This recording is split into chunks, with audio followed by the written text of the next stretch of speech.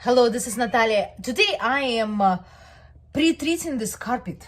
My cat peed on it in the closet, so this is disgusting yellow pee, and I'm using